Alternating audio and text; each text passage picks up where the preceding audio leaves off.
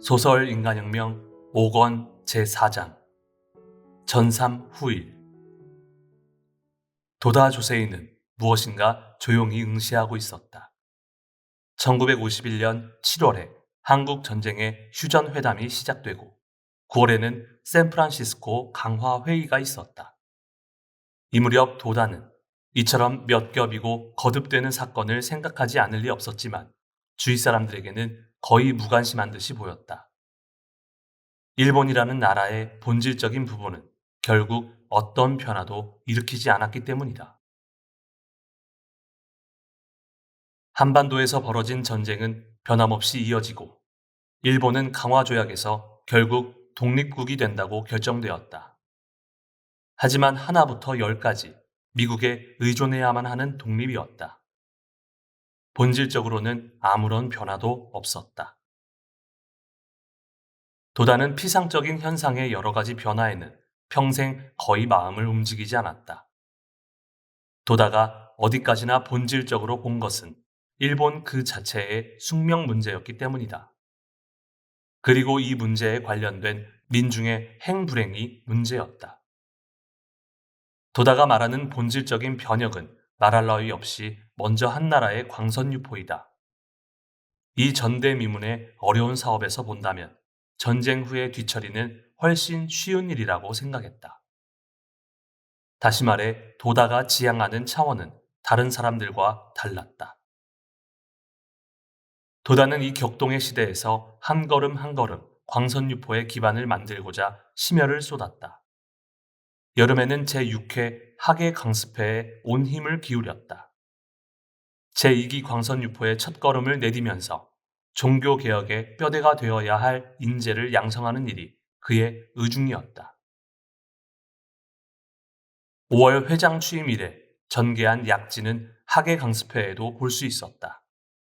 8월 3일부터 7일까지 닷새 동안 총 본산에서 전기와 후기로 나누어 실시한 학예 강습회의 참석자는 합계 914명이 넘었다. 전쟁 후 6년 만에 과거의 기록을 비약적으로 돌파했다. 도다는 참으로 원기왕성했다. 가득 찬 행사 일정은 잠시의 틈도 없을 정도였다. 근행, 좌담회, 강의 등이 차례차례 이어졌다. 도다를 중심으로 한 이 행사는 모두 원활히 운영되어 총본사는 때 아닌 활기를 띠었다. 누구나 구도심에 넘쳤다. 도다는 이 학예 강습회 기간에 많은 학회원을 앞에 두고 친숙하게 말을 건네고 지도했다. 그리고 질문에 답하고 도다의 흉중에 펼쳐진 광선유포의 구상과 그 실천을 심혈을 기울여 호소했다. 우리의 목적이야말로 어디까지나 광선유포의 추진입니다.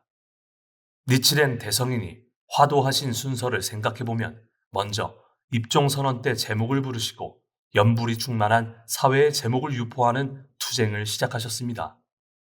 다음으로 다스노구치 범난 때 발적 현본하신 뒤에는 말법의 어본불이라는 경계에서 일체 중생의 행복의 근원인 어본존을 도연하셨습니다. 타종에서도 제목을 부르고 있어 제목의 유포는 이미 일본 정북적으로 되어 있습니다. 하지만 유감스럽게도 그들은 기원의 대상이 잘못되었습니다. 본존이 잡다하게 뒤섞여 혼란한 시대입니다. 목적은 광선 유포입니다. 그 먼대로 이 정법은 반드시 동양에 그리고 전 세계에 넓혀집니다. 만약 그렇게 되지 않으면 대성이는 거짓말쟁이가 됩니다. 반드시 넓혀진다는 사실을 자각하기 바랍니다. 여기에 우리 사명이 있습니다. 우리에게는 본존 유포 이외에는 아무것도 없습니다. 그리고 도다는 저녁에 객전에서 열린 좌담회에서 말했다. 환희에 차서 종본산에 등산한 사람도 있을 것입니다. 또 고뇌를 안고 등산한 사람도 있을 것입니다. 어느 쪽이든 오늘을 출발점으로 해서 2, 3년이 지났을 때 되돌아보기 바랍니다. 나무가 자연히 자라듯이 반드시 행복해집니다. 이것은 절대적인 확신에 서서 드리는 말씀입니다. 그러니 안심하고 절복하십시오. 누가 뭐라고 하든 대성인의 말씀에는 틀림이 없습니다. 지금 절복하지 않으면 후회합니다. 이 실천이 아니고는 숙명 타계도 진정한 행복도 실증으로 나타낼 수 없습니다. 옛날과 달라 절복이 참으로 쉽습니다. 조건이 갖추어져 있습니다. 때가 왔습니다. 대성이님의 최고의 법리에 따라 20년간 연찬해온 창가학회는 이미 이론적인 면에서도 절대로 지지 않을 힘이 있습니다. 함께 용감히 투쟁합시다. 만일 광선유포의 도상에서 여러분이 쓰러진다면 내가 반드시 그 유고를 거두겠습니다. 이어서 학회가가 객전 안에서 더욱 힘차게 울리고 여름 밤하늘에 울려 퍼졌다. 학회 강습회를 성공리에 마치고 8월 31일에 지부장 회의를 열었다. 본존 유포는 646세대라는 숫자가 나왔다. 6월에 440세대보다는 많았지만 7월에 735세대라는 성과에 비하면 적었다. 도다는 여기서 고삐를 죄며 말했다. 신이 배운 수를 본다면 우리 목적지가 너무나도 멀다는 감이 있다. 20년, 30년 후를 목표로 하는 대업이라고 보면 단기간의 성적으로 운운할 수는 없을 것이다. 하지만 세계 정세를 감안할 때 이래서는 안 된다. 다음 달에는 더욱 분발해 주기를 바란다. 각 지부의 보고를 보면 지부장의 열의와 확신이 지부 활동의 성적에 얼마나 영향을 미치는지 명료하게 나타난다. 광선유포의 지휘관들은 게시된 성과를 가만히 보았다. 그리고 각 지부의 동지가 여름휴가 등을 이용해 각자 연고가 있는 지방으로 열의를 가지고 진출했음을 알았다. 덧붙여서 당시의 그리운 홍교 상황을 여기에 기재해 두고자 한다. 순서는 지부, 입회 세대수, 연고지이다. 가마타 84, 도키지 가나가와. 수루미 88, 고이와 85, 군마 도치기. 스기나미 109, 이즈오시마. 아다치 39, 지바 도치기 군마. 혼고 54, 지치부 가루이자와 우에다.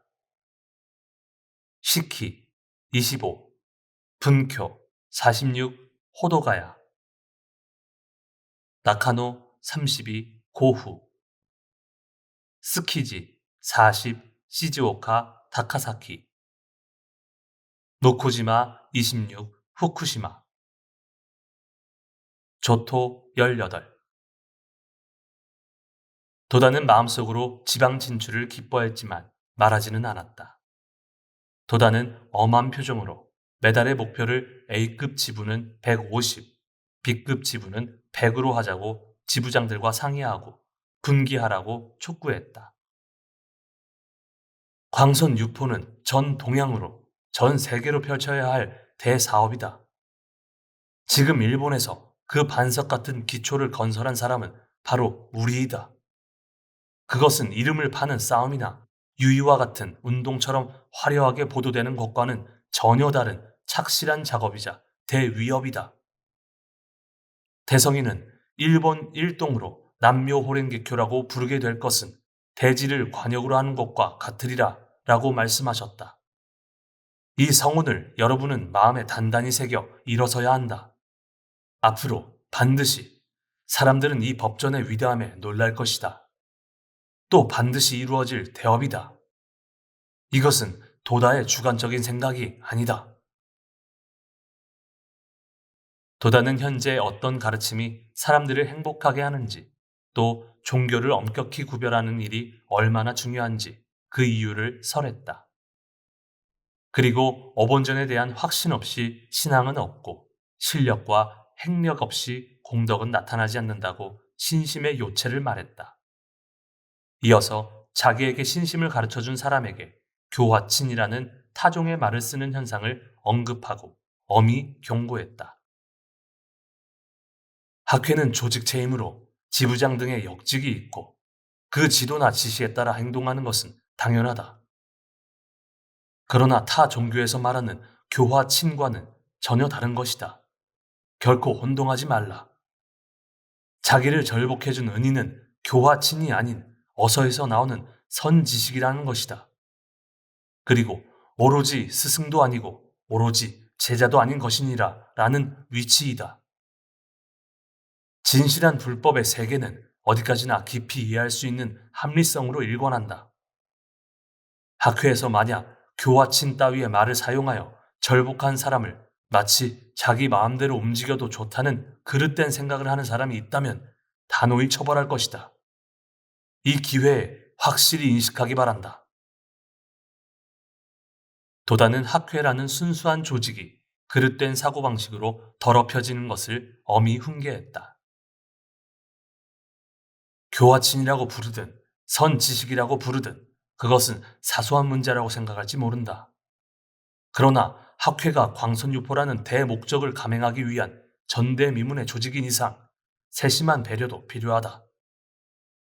여러분이 팔에 차고 있는 시계를 보라. 시계 하나에도 시침과 분침 그리고 초침이 있지 않는가? 바늘 세 개가 하나가 되어 시간을 가리키고 있다.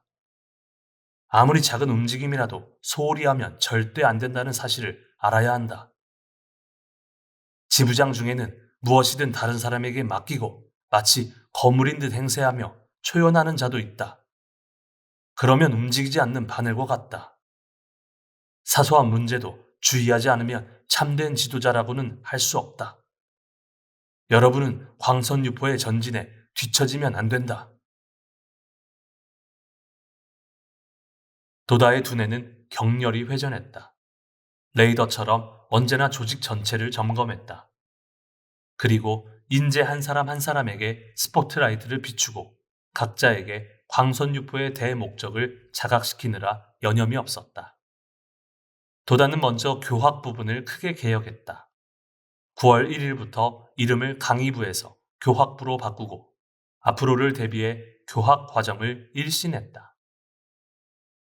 어서강의 수강자의 자격을 5단계로 나누고 1급을 초보, 5급을 최고로 했다. 1급은 법화경 강의로 도다가 직접 강의를 담당했다. 매주 수요일 저녁 본부에서 법화경 방편품과 열애 수량품을 강의하고 1개월로 수료한다. 요컨대 매월 새로운 수강자가 탄생하는 것이다. 제1회는 각 지부에서 희망자를 모집하고 그 중에서 지부장이 책임지고 추천한 156명을 수강자로 했다. 1급을 수료한 사람은 2급으로 올라간다. 2급의 교재는 절복 교전이다. 지부장이 강사를 맡고 때로는 교학부원이 담당하는 경우도 있다. 그리고 그 수강자는 그 지부의 지구위원이고 수강한 지구위원은 소속의 지구원에게 절복 교전을 강의한다. 그 절복 교전의 발행 준비가 착착 진행되고 있었다. 2급 수료자는 3급으로 올라가는데 이 3급은 A, B로 분류했다. 3급 A 강의는 교학부원이 담당하는데 어서를 50편 이상 첨강하면 수료하게 되고 B급으로 올라간다. 3급 B는 연수과로 관심본존초 등의 5대부를 수강한다. 4급은 니치칸 상인의 6권초를 교재로 하고 교학부원 및 교학부원 희망자가 매월 둘째 주와 넷째 주 월요일에 본부에서 도다 회장에게 강의를 받는다. 5급은 회장이 인정하는 사람만 관심본존초, 계목초, 당체의초에 관한 니치칸 상인의 문단을 수강한다. 창가학회가 자랑하는 교학 연차는 이처럼 단계를 설정하여 엄격한 수련 속에서 모든 학회원에게 스며들도록 계획했다. 도다는 또 교학에 편중하는 신심에도 주의를 촉구해야 했다. 도다는 세이쿄신문 1951년 9월 1일자 촌철란을 집필하면서 각양각색의 교학부원을 풍자하고 이렇게 경고했다. 첫째, 어서를 읽지 못하는 신자가 많다. 교학이 쇠퇴하고 있음을 알 수 있다. 광선유폰이 뭐니의 문제가 아니다. 조심하라. 둘째, 어서를 읽을 수 있는 사람도 있다. 그러나 대성이님의 말씀만 흉내낸다. 그런 사람을 앵무새 거사라고 이름을 붙여드린다. 셋째, 소설을 읽을 틈은 있어도 어서를 읽지 않는다.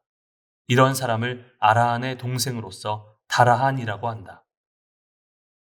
넷째, 젊은 사람 중에 어서를 아는 채 하는 사람이 있다. 이런 사람을 석가의 손자로서 실달아진 태자라고 이름을 붙여드린다. 다섯째, 어서를 읽지 않는 것을 자랑하는 부인이 있다. 이런 사람을 세미 부인이라고 한다. 그 뒤의 창가학회의 교학에 대한 기본 자세는 이 무렵부터 확립되었다고 해도 좋다. 교학 즉 실천이고 실천이 교학의 올바름을 실증해 왔다. 도다는 회장에 취임할 때 선언한 75만 세대 달성을 한순간도 잊지 않고 가슴속 깊이 간직했다. 그리고 그 목표와 현실과의 사이에는 아득한 거리가 있다는 사실도 알고 있었다. 그의 발상은 모두 여기에서 출발했지만 확고히 닦아야 할 기초가 지금 너무나도 많았다. 위대한 건설의 기초공사를 위해 도다의 하루는 다른 사람의 한 달보다 더한 진검승부가 필요했다. 하지만 도다는 조급한 마음을 억누르면서 어서에 나타난 전삼 후일의 원리에 철저했다. 사자는 맹수와 맞설 때나 개미 새끼 한 마리를 잡을 때나 변함없이 신중하게 낮은 자세로 방심하지 않고 태세를 갖춰 맹렬하게 혼신의 힘을 다해 사냥감에게 달려든다. 이른바 전삼 후일이라는 절대로 실수가 없는 동작이다. 도다는 사자가 힘이 없으면 광선유포의 사명을 도저히 달성할 수 없다는 사실을 자각하고 있었다. 사자가 힘을 내는 비밀은 전삼 후일에 있다. 지금은 다음의 비약을 위해 힘을 기르고 진열을 훌륭히 정비할 때이다. 도다가 이렇게 생각하고 있을 때 누구 할 것 없이 기러기 행진이라는 말이 학회원 사이에 퍼졌다. 가을 하늘을 날아가는 기러기 때의 행렬은 한 마리를 선두로 하여 질서정연한 진열로 공중을 난다. 한 마리도 낙오시키지 않기 위해서다. 모든 지구가 사이좋게 기러기 행진을 하면 전 학회의 행진은 반석과 같을 터이다. 그것은 또한 도다가 전삼 후일의 철칙에 비추어 기획한 질서정연한 진열의 행진, 한 사람의 나고자도 없는 행진의 모습과도 어울리는 것이다. 도다는 미래를 의탁할 청년부에게 지금이야말로 명확한 지침과 희망, 그리고 정신을 주고자 고심했다. 그것은 도다의 마음에서 나오는 흐림없는 외침이어야 한다. 도다는 그 초안을 다듬고 또 다듬었다. 한마디 헛됨도 없이 도다의 정신이 그대로 청년들의 마음에 영원히 살아있어야 한다. 도다는 초췌해질 만큼 열의를 다해 문장을 만들었다.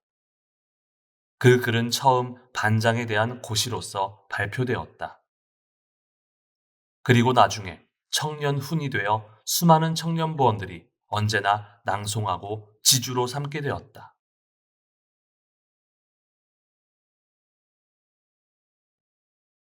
새로운 세기를 만드는 것은 청년의 열과 힘이다.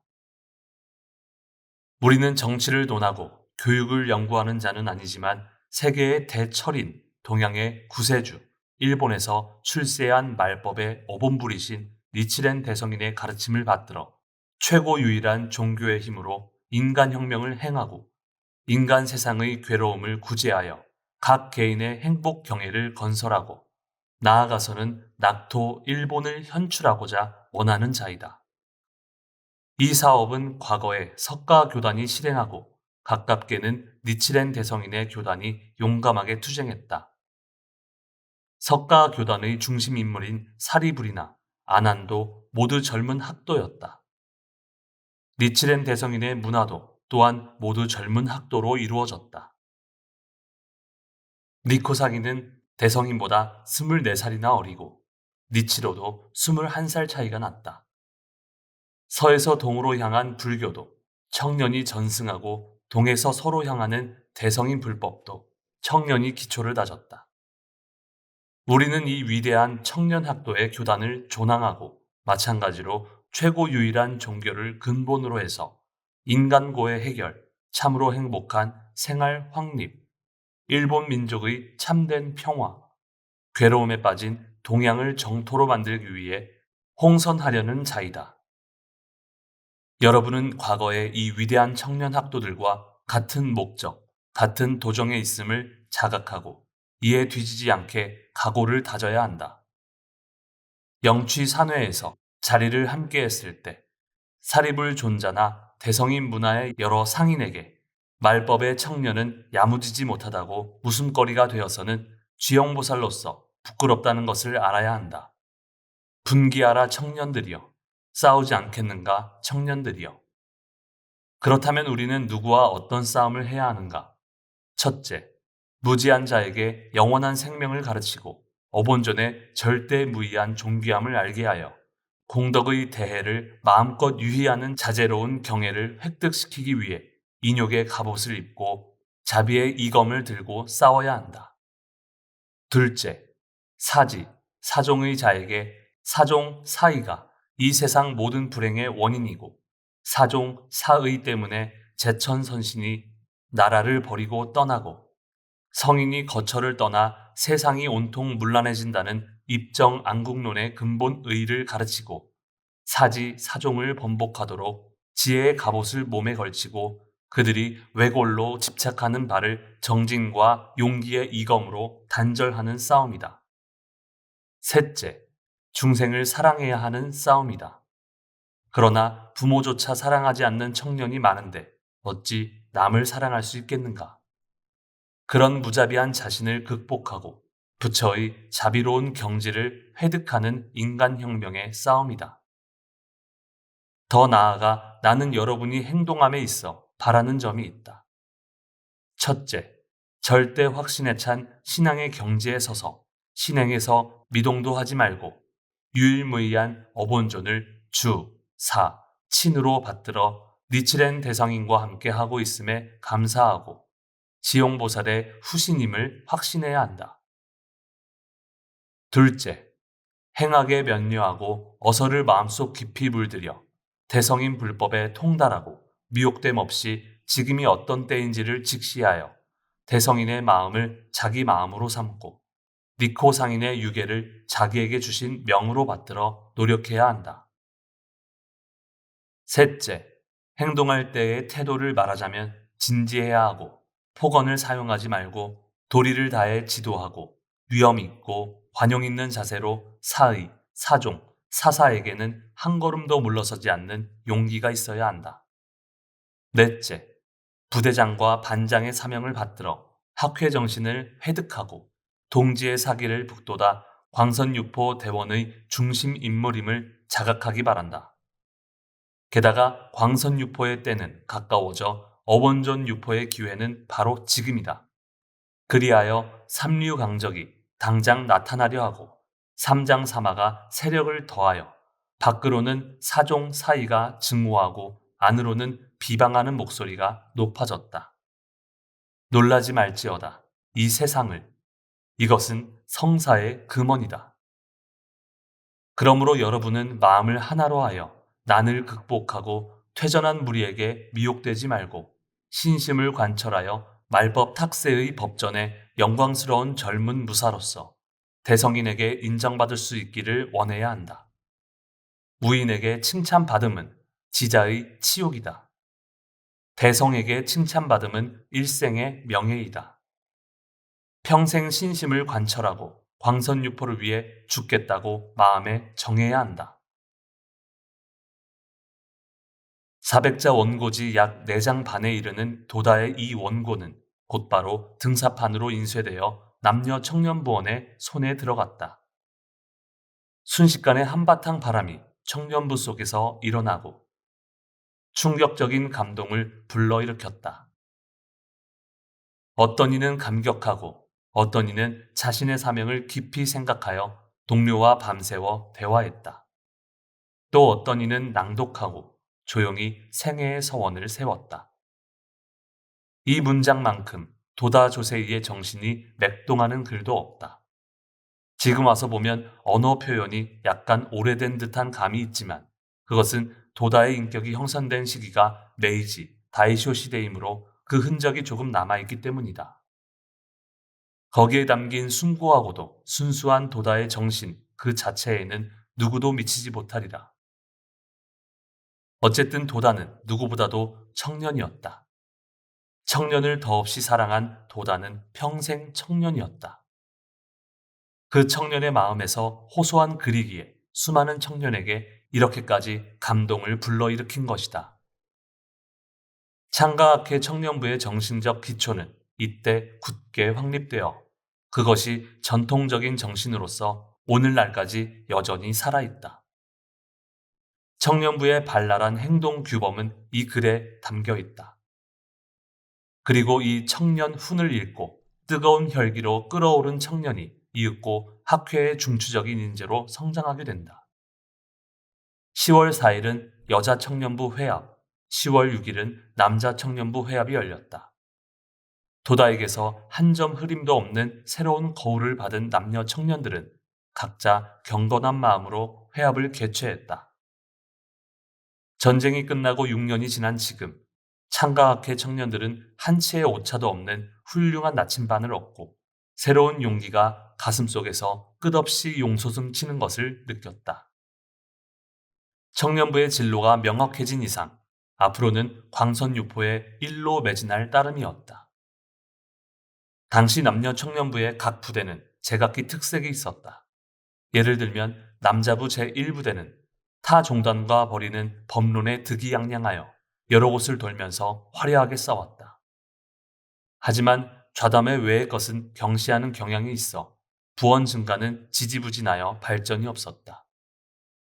제2부대는 소속 지부의 좌담회에서 활약하는 부원이 있었지만 남자부 본연의 힘을 발휘하지 못했다. 단결이 약하고 착실한 노력이 부족했다. 제3부대는 부원의 연령이 젊고 신심 연수가 짧아 인재가 적어 고민했다. 부대장은 부원들을 한 사람 한 사람 실제 활동을 통해 훈련함으로써 장래에 대성하기를 바랬다. 제4부대는 9월에 부원이 30명 증가하여 각 반이 활발한 좌담회를 경쟁하듯이 열었다. 그리고 타종파와의 법론은 최소한도로 그쳤다. 청년훈이라는 강렬한 거울은 각 부대의 장단점을 빠짐없이 비추었다. 과연 제2부대는 10월 25일부로 부대장이 바뀌게 되고 주조 기요시가 새 부대장으로 임명되었다.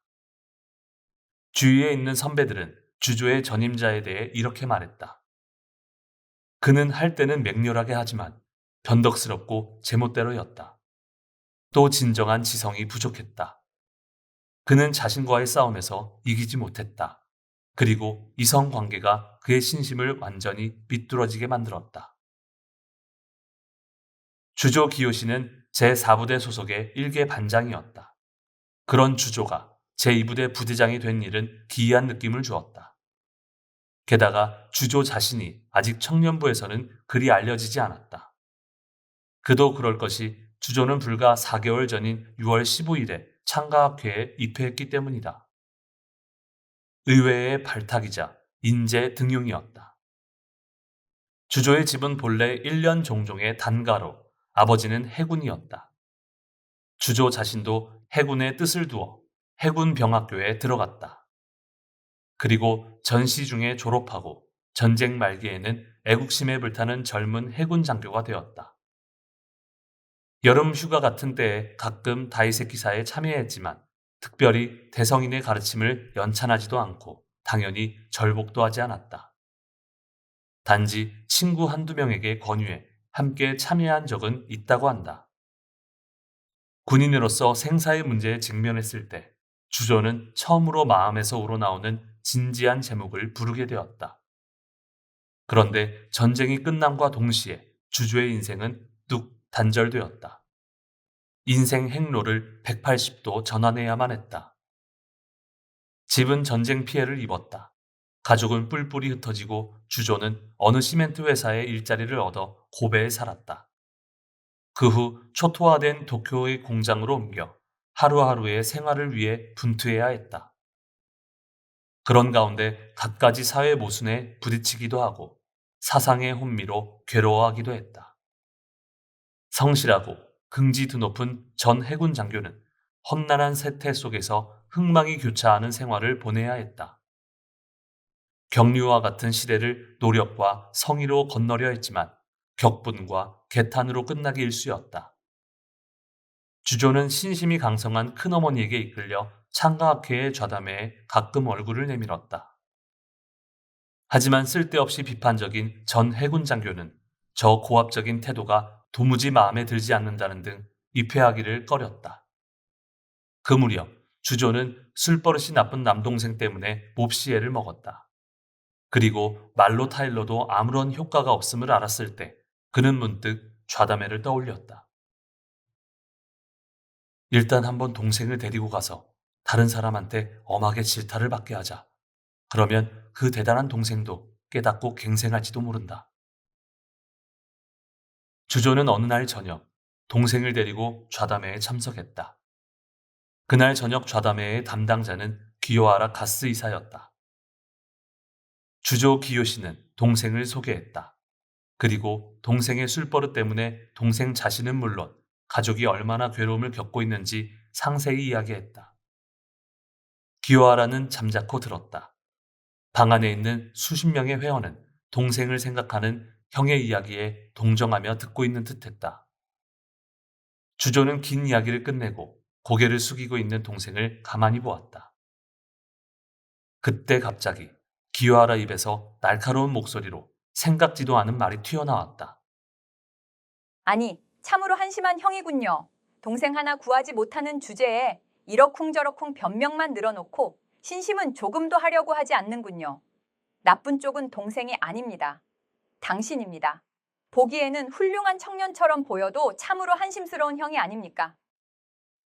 당신이 동생을 구하고 싶다면 어본조님에게 부딪혀서 그것을 부탁하면 되잖아요. 기원이 반드시 이루어지는 어본조님이라는 사실을 알 테지요. 그 다음은 당신의 용기 있는 실천입니다. 기원이 이루어지도록 신심을 진지하게 해야 합니다. 주조는 무슨 여자가 이렇게 드센가 하고 생각했다. 날벼락이란 이런 경우를 두고 하는 말이다. 약간 불끈하며 저항하는 심정으로 말했다. 제가 나쁘다고 하시는데 그럼 동생은 나쁘지 않다는 말입니까? 동생이 멋대로 술을 마셔서 뒤처리가 어려운 것이 제가 나빠서입니까?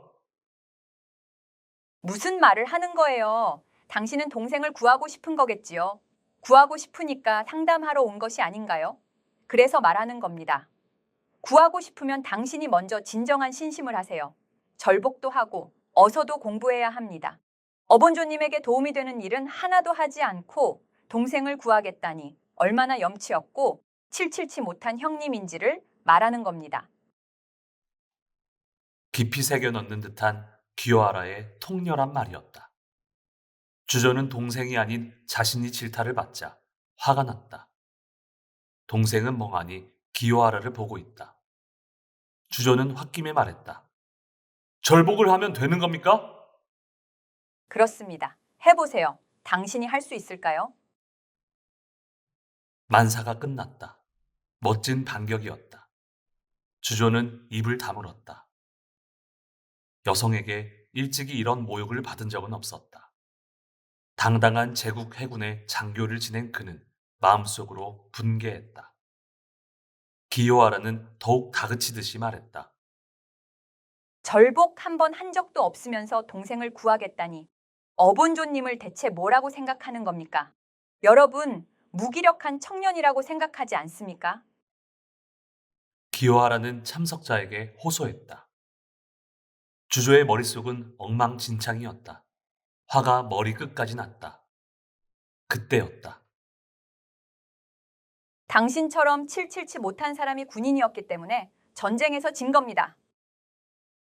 기요하라의 마지막 말이었다. 내가 당하는 모욕은 그래도 참을 수 있다. 그러나 제국의 해군을 모욕하다니 무슨 짓인가? 해군 혼이 울 것이다. 나는 전쟁이 끝날 무렵에는 폭격기 은하로 편성된 공격대의 일원이었다. 전쟁에는 졌을 망정 무슨 이유로 한 여성에게 이처럼 모욕을 당해야만 하는가? 주조는 내심 울분을 삼켰다. 그리고 생각했다.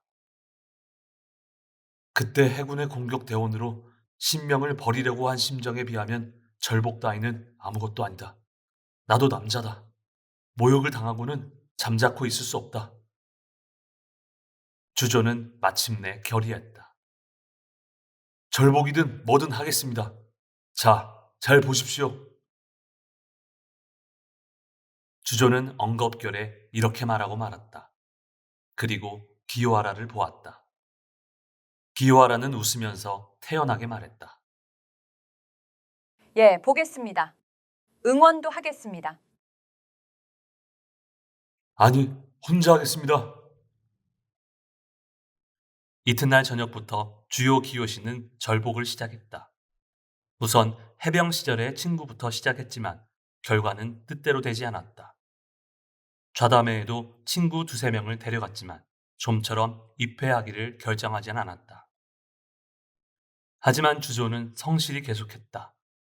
여기저기 좌담회에도 자주 다녔다. 어느 날 저녁, 귀갓길에 중년의 학회원과 같이 가고 있었다. 그 장년이 생각났다는 듯이 말했다. 일이 벌써 끝났습니까? 주조는 무심코 회사 일이라 생각하고 대답했다. 예, 해질녘에 벌써 끝났습니다. 부럽군요. 나는 지금부터 들어가서 일을 해야 합니다. 집사람의 잔소리가 많거든요. 중년 남자의 말에 주조는 잠옷 동정하듯이 말했다. 지금부터 일하러 가다니 참 힘드시겠군요. 피곤하시지요? 몇 시부터 야근입니까? 예?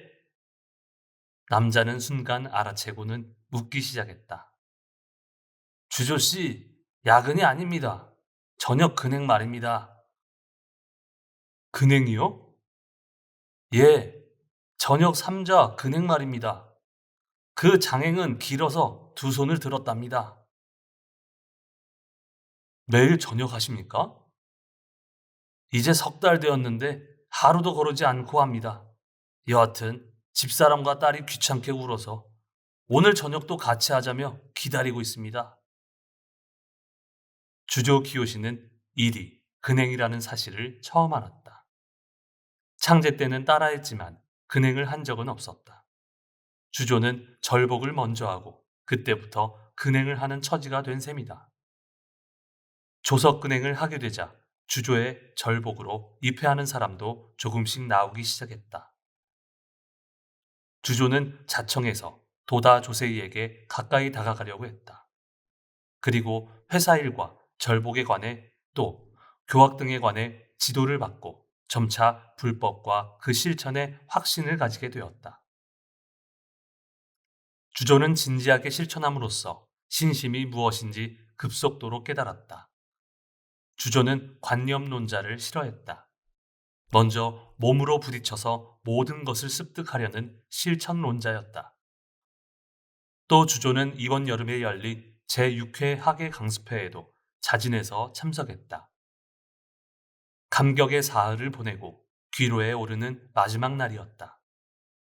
이날 열린 좌담회에서 주조는 자진해서 감상을 발표했다. 지금까지 제 신심은 같은 어본조님을 받들면서도 완전히 잘못되어 있었습니다.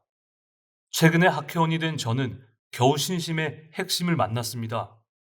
제 자신은 이전과의 많은 차이에 놀라고 저라는 사람의 현저한 변화에 눈이 휘둥그레지는 심정입니다. 대성이님의 불법은 참으로 학회에 엄연히 살아있다고 확신합니다. 이제는 이것을 모르고 비판하는 많은 사람들에게 낡은 껍질을 벗으라고 진심으로 외치고 싶습니다. 아무쪼록 앞으로도 잘 부탁드립니다. 주조는 박수를 받으며 연단에서 내려왔다. 이날 청년부의 인사 발령이 있었는데 주조는 그 자리에서 반장에 임명되었다. 기호하라의 보고를 받은 도다가 되도록 빨리 훌륭한 간부로 성장시키라고 청년부 수뇌에게 지시를 내린 것이다. 주조 기호시 제4부대 반장에 임명함. 주조는 예 하고 일어섰다. 부대장인 다키모토 기냐를 보고 말을 더듬었다. 당치도 않습니다. 제가 반장이라니 도저히 할 수 없습니다. 모두 와 하고 웃었다. 다키모토가 표정을 무너뜨리지 않고 주조를 설득했다. 그럼 아까 감상을 발표한 확실은 거짓인가? 거짓은 아닙니다. 거짓이 아니라면 오늘부터 반장을 맡기 바라네. 예. 주조는 이렇게 대답할 수밖에 없었다. 박수와 웃음소리가 주조를 따뜻하게 감쌌다. 주조 반장은 누구보다도 진지했다. 그런데 반장으로 임명된 후 의문이 구름처럼 피어올라 주조를 괴롭혔다. 어느 날 회합에서 주조는 용기를 내어 다키모토에게 질문했다. 좌담회에 가면 모두 힘차게 무엇이든 찬성하는데 저로서는 이해하지 못한 채 찬성하는 것처럼 보이는 경우도 있습니다. 이런 경우도 신심이라고 받아들여야 되는 것입니까? 주조는 조심스레 말했다. 그런데 다키모토의 얼굴이 점점 험악해졌다. 주조가 아차 하고 생각했을 때 다키모토 옆에 있던 야마모토 신이치가 그것을 알아차린 듯 급히 입을 열었다. 주조씨, 입회한 지 얼마 안 된 당신에게 이해할 수 없는 일이 많은 것은 당연합니다. 알 리 없습니다. 하지만 걱정하지 않아도 됩니다. 다만 이것만은 믿기 바랍니다. 오본조는 절대입니다. 그리고 도다 조세이 선생님은 세계 제일의 영웅 호걸이십니다. 선생님을 따라가십시오. 그러면 반드시 학회의 어떤 일도 그렇구나 하고 깊이 이해할 때가 옵니다. 주조는 이내 안심했다는 듯이 대답했다. 예, 알겠습니다. 주조는 날이 갈수록 도다 조세이에게 지도를 받게 되었다. 천태대사의 말에 행해를 기위에 힘쓰면 삼장사마가 분연히 다투어 일어난다고 있는데 행해는 불도 수행을 말한다. 주조의 행해가 깊어질 때 주조는 시멘트 회사의 담당 중역에게 터무니없이 어려운 일을 명령받았다. 주조는 자재 구입 책임자로 일했다. 그런데 주조를 탐탁지 않게 생각한 그 중역이 갑자기 이달부터 구입 가격을 20% 내려서 마련하라고 지시한 것이다. 인플레이션이 안정되지 않은 이 시기에 20% 절감이 웬 말인가 하며 전 해군 장교는 격분했다. 대체 어떻게 하라는 것인가? 자재뿐 아니라 사무실에서 영업까지 일손이 부족하다며 혹사시키고 거기에다가 이런 어려운 문제를 강요한다. 무슨 회사가 이런가? 주조는 격분한 채로 도다에게 달려갔다. 도다는 흥분한 주조를 진정시키며 말했다. 자, 거기 앉게. 자네는 회사에서 어떤 위치에 있는가? 아직 사원입니다. 병사원인가? 그렇습니다. 중역과 병사원이라면 도저히 싸움이 되지 않겠군. 도다는 큰 소리로 웃으며 귀여운 듯이 주조를 보았다. 정말 싫은 녀석입니다. 중역 낯짝을 한 역겨운 벽창호입니다. 그럴 테지. 하지만 자네, 싸우면 진다는 것은 뻔한 일이다. 싸움이 안 된다면 일단 한번 힘껏 해볼 수밖에 없지 않겠는가. 20% 절감까지는 몰라도 어느 정도 싸게는 할 수 있을 테지. 그러기 위해 자네가 고생한다면 그 고생은 자네의 재산이 된다네. 해보게나. 주조는 도다의 말에 귀가 번쩍 뜨였다. 그리고 마음속으로 되새겼다. 고생이 재산이 된다. 알 것도 같으면서도 아직 잘 이해되지 않았다. 하지만 주조는 도다의 말을 따랐다. 결국 가격을 몇 퍼센트 절감하면서 끝났다. 그러나 훗날 주조가 도산 상태에 빠진 어떤 회사의 경영을 책임지고 맡았을 때 자재 구입 가격의 절감부터 시작하여 마침내 다시 일으켜 세울 수 있었다. 그때 그는 시멘트 회사에서 한 고생이 자신의 큰 재산이 되었음을 비로소 깨달았다. 주조는 하나하나 도다에게서 자애 어린 지도를 받고 그대로 충실히 실천했다. 이런 실천만큼 신심을 급속히 성장시키는 것은 없다. 입회 4개월여 만에 주조는 부대장으로 육성되었다. 전삼 후일의 조직 정비는 남자부에서 시작되어 지구 구석구석까지 이르렀다. 한 사람의 학회원일지라도 절대로 나고자를 내면 안 되는 행진이다. 말하자면 훗날의 발전을 기하는 진열의 정비가 이 시기에 실시되었다고 해도 좋다. 눈에 보이지 않는 도다의 선수이고 포석이었다. 절복전도 용감히 진행되었다. 지웅의 전사들은 오로지 진지함 그 자체로 돌진했다. 그 결과 8월에 646세대에 이어 9월에는 798세대, 10월에는 750세대를 기록할 수 있었다. 다만 목표인 1000세대를 달성하지 못했다는 점에서 모두 아쉬워했다. 도다는 이 무렵 언제나 이렇게 호소했다. 창가학회는 절복의 단체다. 악세 말법에 부처의 금원대로 절복행을 실천할 수 있는 단체는 학회 외에는 없다. 도다가 흉중에 간직한 숭고한 이상을 실현하려면 지금은 혹독하게 현실에 도전할 수밖에 없었다. 그렇게 하려면 먼저 대중 속에 살면서 뿌리를 확고히 내려야 한다. 뿌리만 강인하다면 가지도 잎도 꽃도 앞으로 얼마든지 무성해질 수 있는 것이 대자연의 이치이기 때문이다. 절복을 실천하는 길은 정치나 경제, 문화, 예술의 화려한 세계와 비교하면 참으로 수수한 활동이기는 하다. 하지만 견고한 토대가 없으면 하늘마저 찌를 듯한 위대한 건설을 완성할 수 없다. 땅 속에 뿌리를 깊이 내리지 않으면 호화찬란한 대문화도 꽃피울 수 없다.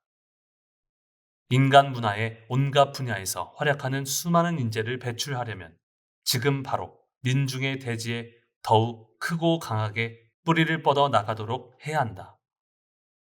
도다는 이런 절복전에 모든 생명을 걸었다. 그리고 이렇게 한창 전진을 개시하던 11월 4일 이치가야역 부근에 있는 도쿄 가세이 학원 강당에서 제6회 창가학회 총회가 열렸다. 참석자는 1780명에 달했다. 많은 간부는 지난 가을 총회를 떠올렸다. 도다 주세이가 이사장을 사임한 후에 고통스럽고도 슬픈 총회였다. 그로부터 1년, 지금 도다는 원기왕성하고 쾌활한 모습으로 총회에 참석했다. 그야말로 광선유포를 향한 소생이었다. 도다가 원기왕성하니 간부도 모두 원기왕성했다. 그리고 참석자도 그것이 무엇보다 기뻤다. 아름답고 강한 이 사제애와 동지애, 그리고 모두의 들뜬 환희가 장내에 가득 넘쳤다. 이 제6회 총회의 사흘 전인 1951년 11월 1일자 세이쿄신문 일면 하단에 종교법인 창가학회 설립 공고라는 기사가 크게 게재되었다. 대표 임원은 도다 조세이이고 책임 임원 7명에는 이즈미다 히로시, 기와라 가스, 고니시 다케오, 하라야마 고이치, 세키 히사오, 오바 가스조, 모리카와 고지 등 각 이사의 이름이 나란히 올랐다. 도다는 창가학회 회장에 취임하자 학회를 종교법인으로 검토하기 시작했다. 이해 4월에는 종교법인법이 시행되었다. 도다는 창가학회를 종문에서 독립한 종교법인으로 만드는 일이 앞으로 광선유포 활동을 전개하는 데 반드시 필요하다고 생각했다. 왜냐하면 우선 첫째로 광범위한 활동에 즈음하여 총본산에 직접적인 책임이나 폐를 끼치지 않기 위해서다. 둘째로 총본산을 외호하는 단체로서 과감한 절복행을 단행하기 위해서다. 또 셋째로, 현대의 복잡한 사회 속에서 또 사람들의 생활도 다방면에 걸친 시대가 되어 소수의 승려로 일체를 운영하는 방식만으로는 일하기가 도저히 불가능하기 때문이다. 넷째로, 기독교의 역사나 전후 민주주의의 추세를 널리 냉정히 분석하여 종교단체의 방향성을 고찰할 때 신자를 기초로 하여 종교단체를 구성한다는 사고방식은 종래의 형태에 반드시 첨가해야 하는 중요한 시점에 이르렀기 때문이다. 묘법을 근저로 하면서 거기서부터 모든 사회의 각 분야에 걸쳐 널리 활약하는 편이 광선유포의 진전도 훨씬 빠르게 할 것임은 말할 나위도 없다. 또 그것이 자연스러운 모습이기 때문이다. 학회가 종교법인법을 바탕으로 하여 종교단체가 되는 일은 이처럼 모든 각도에서 검토하고 총본상과 연계하면서 결정한 일이다. 지금 와서 생각하면 이때 도다가 내린 결단은 학회의 방식이 옳았음을 증명한 일이었다. 그 후 학회는 종교계의 왕자로서 세계로 비상했다. 제6회 총회는 먼저 고니시 다케오의 경과보고로 시작되었다. 고니시는 지난해 총회를 돌아보고 다사다난한 가운데 약진을 거듭한 1년 동안의 발자취를 이야기했다. 세쿄신문 발간, 크고 작은 20여 개 지부를 통폐합하여 12개 지부로 발족, 회장 취임식, 학회 본부 상주 어본존인 자절광선육포 대원성취의 어본존 봉대식, 남녀 청년부와 부인부의 새로운 출발, 학예 강습회의 성황 등을 전했다. 대진군을 시작한 학회의 원동력 중 하나는 무엇보다도 교학입니다. 이전에는 월수 금요일에 본부에서만 실시하던 강의를 강의부가 담당하고 지부와 지구를 합해 50군데 가까이 개강하게 되었습니다. 또 강의부는 교학부로 이름을 바꾸고 교육과정도 정했습니다. 또 입종 700년 기념을 목표로 어서를 발행한다는 어려운 대사업도 분수를 모른다며 비웃음을 받았지만 호리예아의 진력과 도다 회장의 불효불굴의 결의 그리고 회원 여러분의 열의로 착착 진행하고 있습니다. 또 학회의 실탄인 절복 교전도 완성이 눈앞에 있음은 아시는 바와 같습니다. 결실이 많은 1년이었다. 고니 씨는 또한 절복 성과의 자취를 돌이켜보았다. 이러한 결실은 모두 전삼 후일이라고 해야 할 만전의 태세가 전력으로 약진할 수 있게 만들었음을 증명하고 있었다. 해마다 성장해서 사회에 가치 있는 발자취를 남기며 언제나 전진하는 인생과 단체에는 반드시 승리의 영광이 기다리고 있는 법이다. 총회는 계속해서 각부 대표의 결의와 포부 발표로 이어졌다.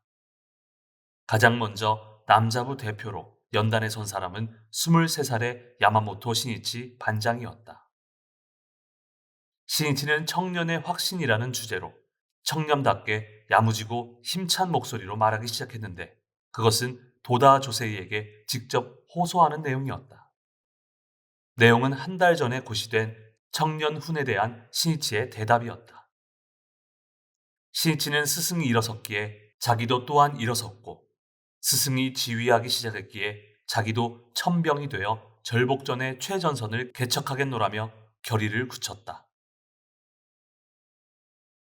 장가학회 회장 도다 조세희 선생님, 지난날 선생님에게 받은 청년부 반장 고시에 따라 바야흐로 학회의 청년부는 명확한 대목적을 향해 대투쟁을 전개하고 있습니다. 일사불란한 철벽 같은 조직 속에 한 사람 한 사람의 위치를 똑바로 자각하고 환희에 물타 광선유포를 위한 투쟁의 포문을 열었습니다. 생각하건대 우주에 오직 하나밖에 없는 최고 무위의 대종교, 대철학을 봉지하는 창가학회의 사명과 존재가 얼마나 중대한지 명확한 사실로서 증명되고 있습니다. 이에 꿈에서가 아닌 대풍 앞에 외딴 섬에서 떨고 있는 가엾은 일본 민족의 흥망을 결정하는 것도 그야말로 학회의 진퇴 여하에 달렸습니다. 또한 지옥계와 수라계에 있는 양처럼 부들부들 떨며 허덕이는 동양을 비롯한 세계의 민중을 구하는 힘과 열쇠를 가지고 전진하는 단체도 우리 창가학회입니다.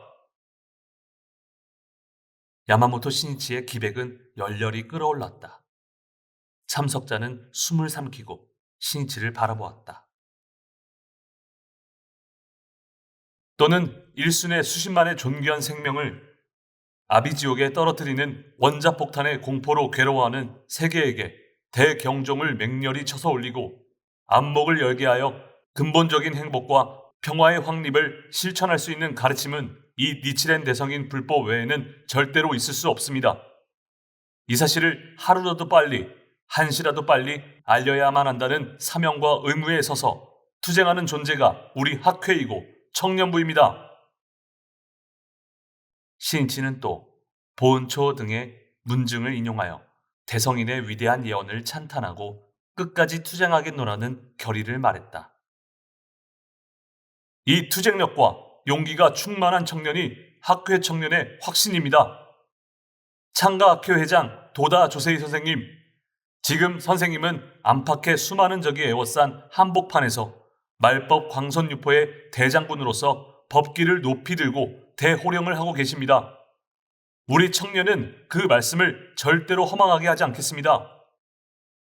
반드시 선생님과 함께 선생님의 마음을 저 자신의 마음으로 하여 이 몸을 대법 유포를 위해 웃으며 바치고 영원히 선생님과 함께 살아가기를 원하는 바입니다. 신이치가 지난 몇 년간 이미 몸으로 실천한 일을 그대로 이야기하면 그것이 앞으로의 청년부의 실천 방침이 되었다. 신이치는 그 실천을 위한 문증으로 관심 본존초와 3대 비법초, 간요 8번초, 입정 안국론 등의 한 구절을 인용하면서 청년부의 실천과 확신을 논했다. 청년부의 실천은 그야말로 종교혁명입니다. 인류를 근저에서부터 구출해야 한다고 대성인이 명령하신 종교혁명입니다. 정치혁명보다도 경제혁명보다도 종교혁명의 길이 그 얼마나 힘든 고난의 길인지는 이미 각오한 바입니다. 또 이 혁명을 수행하는 일도, 아니 혁명은 죽음이라는 사실도 자각하고 있습니다. 하지만 그 죽음이야말로 영원한 생명의 각지라는 사실을 믿습니다. 영원히 도다 선생님과 함께할 것을 믿습니다. 우리 대성인의 권속이고 또 지금 여기에 계신 도다 선생님의 제자입니다. 이때 도다는 가볍게 고개를 끄덕이는 듯 했다. 신이치는 과거의 역사에서 청년이 얼마나 위대한 역할을 했는지를 말하고 마지막에 이렇게 호소했다. 어서해 어쨌든 죽음은 일정이니라 라고, 또 난이 옴을 가지고 안락이라고 알아야 하느니라 라고 써 있습니다. 창가학회 회장 도다 조세희 선생님, 학회 청년은 대성인 제세의 재난, 고마스라바 범난, 아스아라 범난, 이주 유죄, 사도 유죄의 몇만 분의 1일지도 모르지만 모든 강적을 타도하고 세계 사람들의 주목 속에 빛나는 투쟁을 완수하여 도다 선생님의 기대에 보답하겠노라고 굳게 서원합니다. 그리고 이것을 청년의 확신으로 하겠습니다. 장내에서 뜻밖의 우레와 같은 박수가 터졌다. 신이치는 가볍게 인사하고는 재빨리 단상에서 내려왔다. 이날 총회에서도 몇 사람이 체험담을 발표했다. 체험담 하나를 부모로서, 자식으로서 각자의 처지에서 이야기한 발표도 있었다. 그 체험담은 사경을 헤매는 자식이 부모의 필사적인 창제로 소생했다는 이야기였다. 마치 실제 상황을 눈앞에서 보는 듯한 이야기에 깊은 감동이 장내를 압도했다. 법주 미지타니 니쇼는 특별 강연에서 건강한 모습으로 이체동심으로 묘법 광포의 자절을 감행할 때가 왔다고 호소했다. 호린 이치코는 가벼운 걸음으로 연단에 섰는가 싶더니 오늘은 목이 좀 아프니 양해해 주십시오 라고 말하고는 제목 삼창을 하고 자리로 돌아갔다. 언제나처럼 유연하고 꾸밈 없는 행동이었다. 기와하라 가스 이사는 어서발간의 진행 상황에 관해 중간 보고를 했다. 이 사업은 방대한 비용과 편찬이라는 점에서 강력한 교학 조직이 필요합니다. 하지만 다행히 2,000명의 찬성을 얻어 한 걸음 한 걸음 진행하고 있음을 보고드리며 회원 여러분의 협력에 충심으로 감사드립니다. 하타케에 계신 호리 예하는 노령임에도 불구하고 이 중대 사업에 정진해 주셔서 이미 전체의 3분의 1에 해당하는 70개의 어서의 원고를 교학부에 넘겨주셨습니다. 간행 사업에 진력하는 우리 학회의 교학부는 현재 회장이신 도다 선생님이 교학 진흥을 위해 엄하게 지도하시고 훈련한 우수한 교학부입니다. 그리고 엄선된 교학부원이 실력을 충분히 발휘하여 지금 교정에 전력을 다하고 있습니다. 이 어서발간은 광선유포 대업에 직접 통하는 사업이고 학회가 광선유포 행진에 첫걸음을 내딛는 사업으로서 결정한 일입니다. 앞으로 어떠한 곤란이 있을지라도 단행하지 않으면 안 됩니다. 어서발간이든 절복교전의 간행이든 학회 출판 활동의 중요성을 인식하여 실천에 옮긴 때는 이 시기였다. 광선유포의 활동은 언론전이라고 해도 좋다. 이것을 생각할 때 이 1951년 가을의 출판 활동 개시는 영구히 기억해도 좋다. 하물며 궁핍한 재정 속에서 펼친 활동이었음을 생각할 때 선구자의 노고를 회상할 수 있으리라. 마지막에 도다 조세이가 연단으로 나아가 창가 학회의 대서원이라는 제목으로 강연했다. 앞서 야마모토 신이치가 말한 청년의 확신은 도다 조세이에 대한 서원이었다. 도다는 제자와 함께 광선유포를 위해 전진하는 자신의 결의를 3가지 대서원으로 발표했다. 먼저 어서를 배독하고자 합니다. 도다는 이렇게 말하고는 옆에 있는 청년을 재촉했다. 선발된 청년은 낭낭한 목소리로 호조 도키무네에의 어장을 배독했다. 이 어서는 막부의 신하로서 나중에 대성인의 문화가 되었다고 전해지는 야도야 입도를 통해 1268년 10월 11일 당시 십켄인 호조 도키무네에게 보낸 것이다. 국가의 안위는 정도의 직부에 있으며 불법의 사정은 경문의 명경에 의함이라 라며 그릇된 종교에 대한 귀의를 우선 그만두어야 한다고 주장한 국주 관여의 서이다. 대성인이 8년 전에 저술하신 입정안국론의 예언이 적중하여 이해 1월에 몽고에서 첩장이 도착해 나라가 어수선한 때였다. 지금 배독한 어서는 1268년 몽고가 일본에 첩장을 보냈을 때 니치렌 대성인께서 단호히 국가에 관여하신 어서입니다. 대성인님은 권세를 두려워하지 않고 부귀에 아첨하지 않으셨습니다. 만중을 가엾게 여겨 말법의 일대 이익인 남묘호랭개교를 내려주신 위대한 성철이십니다. 창가학회의 혼은 니치렌 대성인의 혼을 혼으로 하고 일승묘법의 힘으로 모든 민중을 구제하는 것이 학회의 정신입니다. 다음으로 학회의 목적을 논한다면 일본국의 불법이 도래한 지 700년에 말법의 어본불 니치렌 대성인이 출연하시어 권실 잡란을 바로잡으셨습니다. 또 기이하게도 그로부터 700년, 대성인이 입종하신 지 700년을 내년에 앞둔 지금 일본국 전체의 본존 잡란의 때가 되었습니다.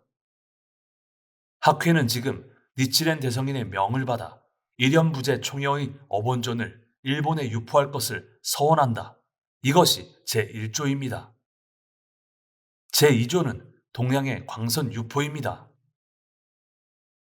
도다는 그 뒤 현불미래기의 한 구절을 배독하고 대성인의 예언을 밝혔다.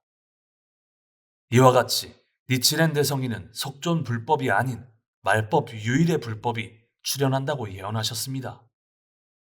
더구나 남묘호랭개교는 일본국에서 한반도, 중국, 인도로 반드시 건너간다고 예언하셨습니다.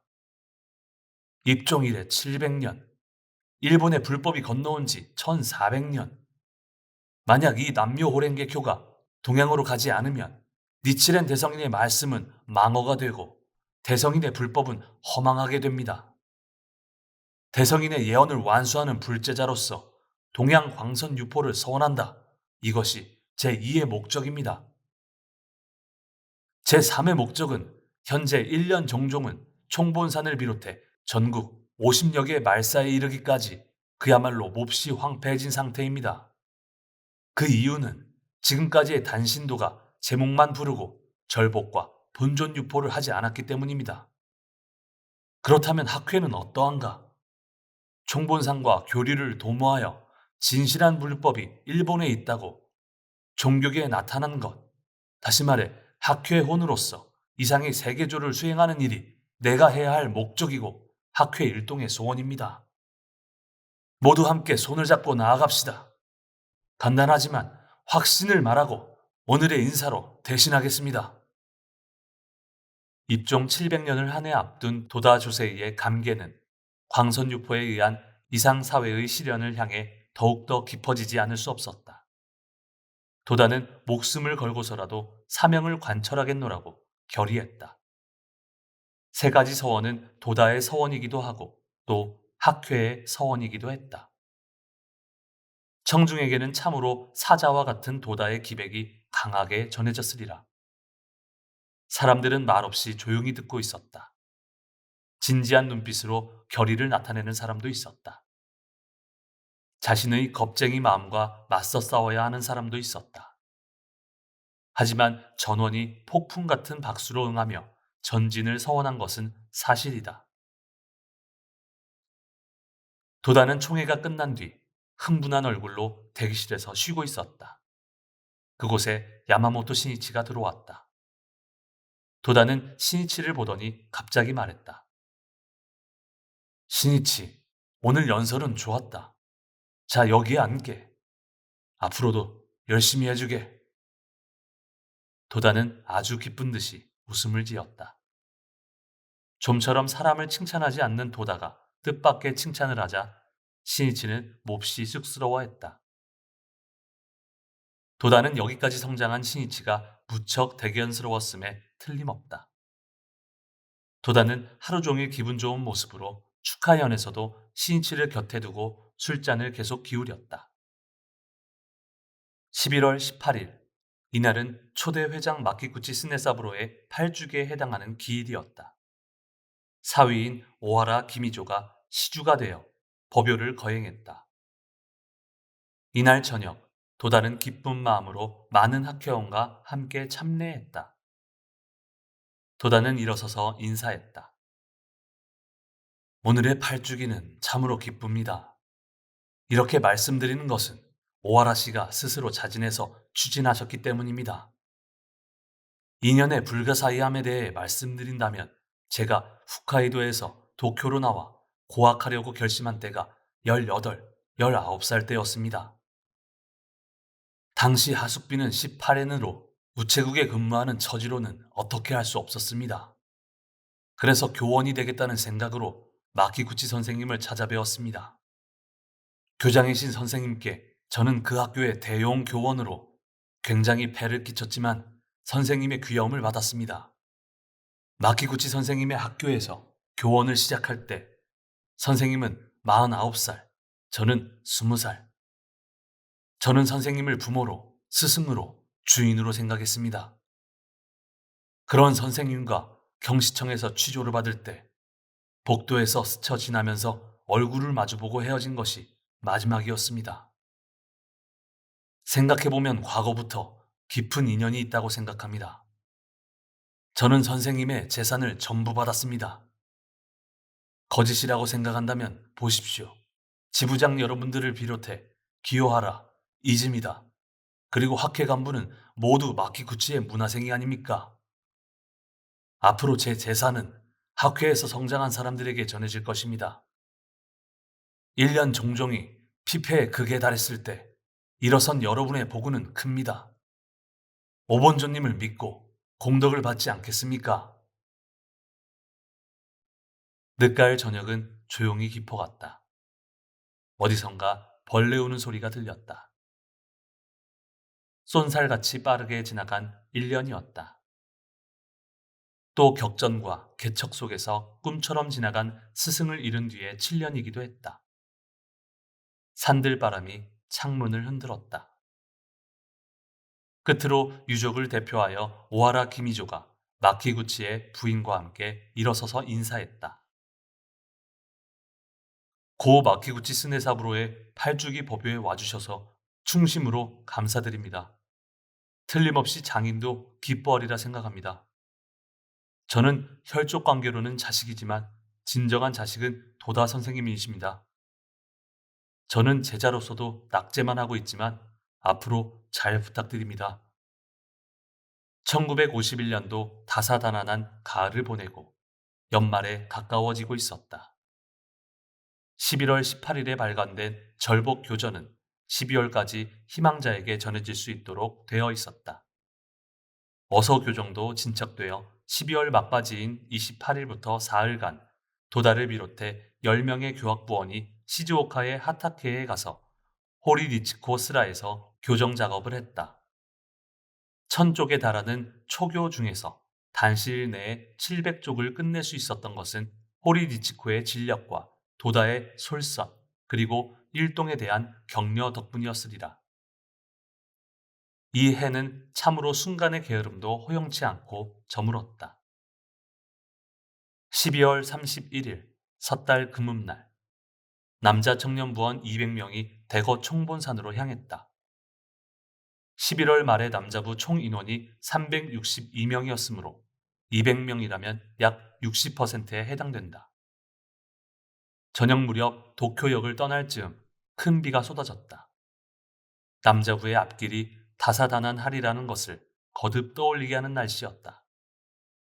저녁 9시 니시후지 노미야 역에 도착한 무렵에는 그래도 비가 그치고 흐린 날의 어두운 밤하늘이 펼쳐져 있었다.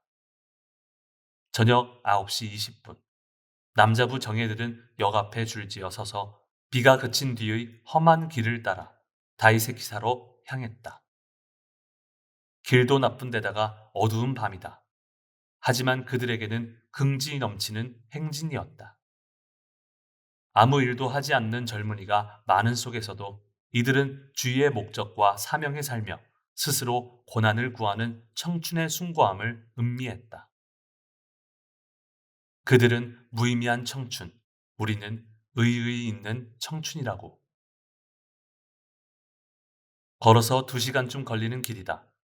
학회가를 부르는 노랫소리가 언제까지나 이어졌다. 들을 지나 완만한 비탈길을 올라 저녁 11시 반에 다이세키사에 도착했다. 밤하늘에는 별이 반짝이기 시작했다. 1952년 1월 1일 오전 1시 입종 700년의 첫걸음을 내딛는 날이다. 그들은 객전에서 토론회를 개최했다. 주최자가 제시한 의제는 광선유포까지 어떤 사태가 일어나는가라는 주제였다. 처음에는 관념적인 의론이 많고 그다지 활발한 토론이 아니었지만 구체적인 문제로 옮겨가자 갑자기 열기가 넘쳤다.